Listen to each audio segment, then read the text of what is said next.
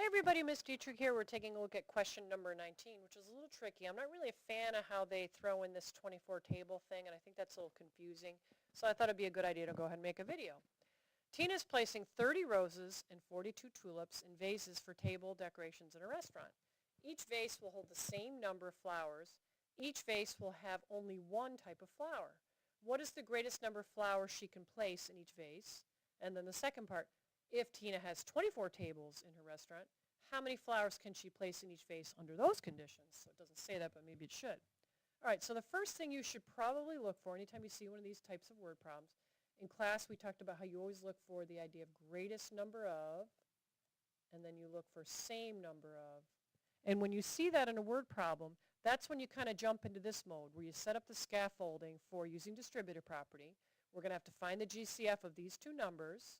And the way it's broken up is we have a bunch of roses and we have a bunch of tulips. Now it's my hope that you are fully aware of how to find the GCF of a set of numbers. So let's say you're using prime factorization. The recommendation is to put where you think the GCF is in your lineup.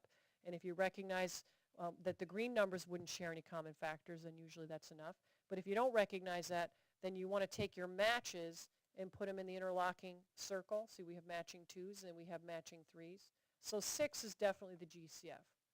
Now, the next thing that I always recommend is to figure out 6 what. It's going to be 6 something per something. Now, you want to look after the words greatest number of, you want to see what it is. So in this case, it's going to be flowers per vase. And you want to, write that down underneath your GCF, flowers per vase.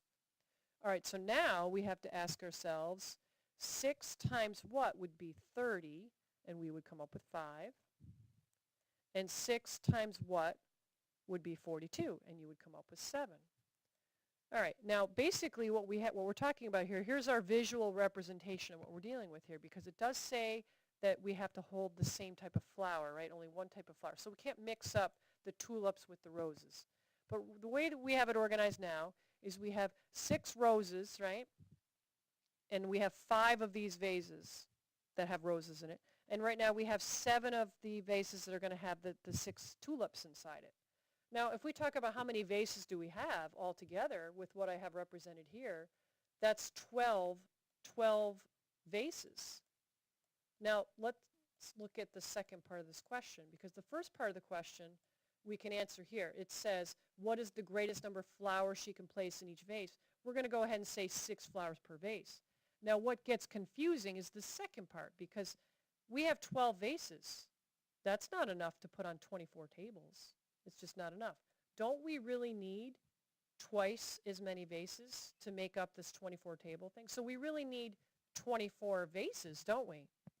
Now that presents a problem, because we're not going to be able to put 6 flowers in each one, because we have to basically double our number of vases that we have. So if we double the vases, right, now we have 24 vases. Let's think about what that really means. If we're doubling the vases, that means we got to cut in half how many flowers we put in each vase. So that would mean we have to put 3 flowers in each vase. So let's just use distributive property to make sure that the numbers come out the same, because in the end we still have the 72 flowers. All right, so 3 times something is going to be 30, and that would be 10. And 3 times something would be 42, so that would be 14. And we want to still make sure that we have the 72 flowers. So again, 3 times 10 was 30. 3 times 14 would be, oops, I got the, oh no, that's the right number, would be 42. Now, the second part of this question, it says, if Tina has 24 tables in a restaurant, how many flowers can she place in each vase? It's going to be 3, and the reason why is because we have to basically cut all these in half. So I don't know if I put a line right down the middle, cut them all in half.